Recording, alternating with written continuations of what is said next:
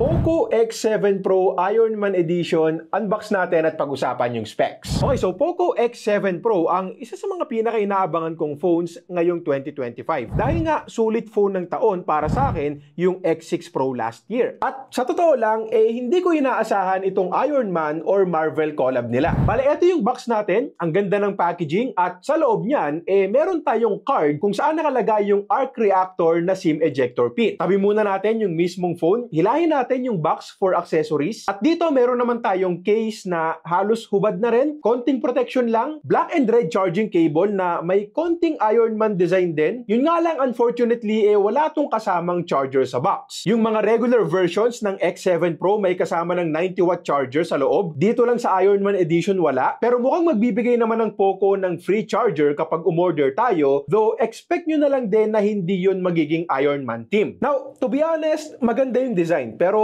huwag tayong mag-expect ng sobra-sobra. Since hindi naman flagship phone tong pinag-uusapan natin, syempre, hindi rin super premium yung materials na ginamit. Mostly plastic pa rin. Maganda naman yung print dito sa back panel. At para sa ganitong klase ng phone, malaki-laking plus din yung Corning Gorilla Glass 7 eye protection, tsaka IP68 na water and dust resistance, na sa pagkakaalam ko, first time din sa X-series phones ng Poco. Sa display naman, solid na solid pa rin para sa isang mid-range device. 6.67-inch Flow AMOLED, manipis na side bezels, vibrant colors, panalo for media consumption, 120Hz refresh rate pa rin para sa extra smoothness, at mas maliwanag na rin ngayon kumpara sa X6 Pro last year. Para naman sa performance, pang malakasan pa rin, MediaTek Dimensity 8400 Ultra chipset with 16 gigs of LPDDR5X memory at 512 gigs na UFS 4.0 storage. May mas mababang variants pa pero hindi na Ironman Edition. Sa camera naman, dual camera setup yung meron, 50 megapixel main, 8 megapixel ultra wide, and 20 megapixels naman yung selfie cam. Ito yung ilang mga samples.